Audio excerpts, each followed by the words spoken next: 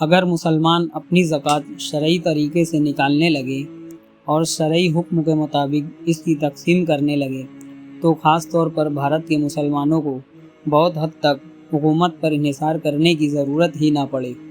سوچئے، مسلمانوں کے اپنے کالج ہوں، غیر سودی اسلامک بینک ہو، بڑی بڑی یونیورسٹیز ہو اور اپنے ہاسپٹل ہو، اور یتیم بچوں کے لیے بہترین یتیم خانے ہوں، اور سب سے بڑھ کر قوم کی غربت بڑی حد تک ختم ہو جائے۔ ضرورت صرف اس بات کی ہے کہ ہم ایمانداری کے ساتھ زکوٰۃ نکالیں اور شرعی طریقے سے اس کی تقسیم کریں۔ بھارت کا مسلمان ٹیکس بھی دیتا ہے، لیکن جب مسلم علاقوں میں ڈیولپمنٹ کی بات آتی ہے تو اکثر حکومت کا دوہرا رویہ دیکھنے کو ملتا ہے۔ تعصب کی بنا پر ہمیں پیچھے رکھا جاتا ہے، لیکن اسلام نے ہمیں زکوٰۃ کا اتنا بہترین نظام دیا ہے کہ اگر ہم چاہیں تو اپنی قوم کی ترقی کے لیے بہت کچھ کر سکتے ہیں۔ تو آئیے دوستو، ہم آپ کو بتاتے ہیں کہ زکوٰۃ کا شرعی حکم کیا ہے اور کس طرح ہم زکوٰۃ کی مدد سے اپنی قوم کو ترقی کی جانب گامزن کر سکتے ہیں۔ لیکن آگے بڑھنے سے پہلے ایک چھوٹی سی ریکویسٹ، ہمارے چینل کو سپورٹ کریں، سبسکرائب کریں۔ آپ کے ایک سبسکرائب سے حق اور سچ کی آواز مضبوط ہوگی اور امت کی بھلائی کا یہ پلیٹ فارم اور بڑا ہوگا۔ تو آئیے دوستو، سب سے پہلے جان لیتے ہیں کہ اسلام میں زکوٰۃ کیا ہے۔ اسلام میں زکوٰۃ ایک فرض عبادت ہے۔ یہ اسلام کے 5 بنیادی ارکان میں سے ایک رکن ہے۔ کلمہ، نماز، روزہ، زکوٰۃ اور حج۔ قرآن مجید میں بار بار نماز کے ساتھ زکوٰۃ کا حکم آیا ہے، جس سے اس کی اہمیت کا اندازہ لگایا جا سکتا ہے۔ نبی کریم صلی اللہ علیہ وسلم نے فرمایا، اسلام کی بنیاد 5 چیزوں پر ہے، جن میں سے ایک زکوٰۃ ادا کرنا بھی ہے۔ زکوٰۃ کس پر فرض ہے؟ زکوٰۃ ہر اس مسلمان عاقل بالغ اور صاحب نصاب پر فرض ہے جو نصاب کا مالک ہو۔ اس مال پر ایک قمری سال گزر جائے اور وہ مال بنیادی ضروریات سے زائد ہو۔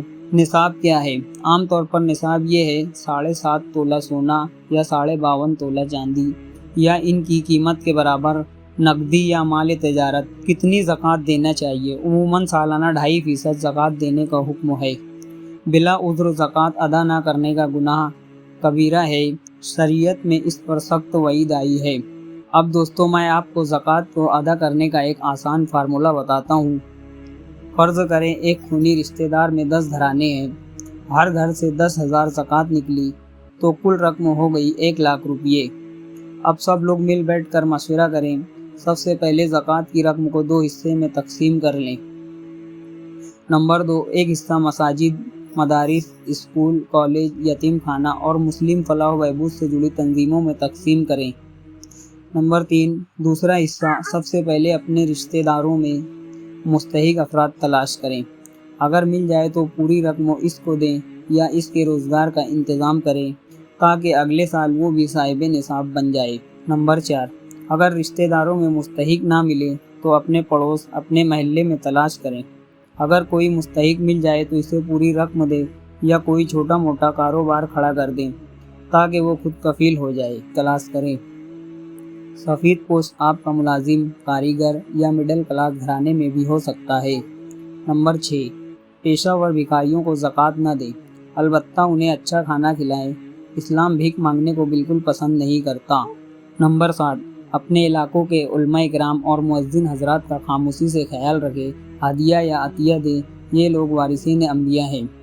دوستو، اگر اس فارمولے پر عمل کیا جائے تو معاشرے میں حیرت انگیز سدھار آ سکتا ہے، اور اگر دینی و ملی تنظیمیں امت کی زکوٰۃ کو ایک جگہ جمع کر کے منظم انداز میں خرچ کرے تو امت کے بڑے بڑے مسائل حکومت کے بغیر بھی حل ہو سکتے ہیں۔ آخر میں بس اتنا ہی کہنا چاہوں گا، اگر آپ کو ویڈیو پسند آئے تو لائک کریں، شیئر کریں اور چینل کو ضرور سبسکرائب کریں، کیونکہ آپ کا ایک کلک امت کی ترقی کا ذریعہ بن سکتا ہے۔ ملتے ہیں اگلی ویڈیو میں کسی نئے ٹاپک کے ساتھ، جب تک اللہ حافظ۔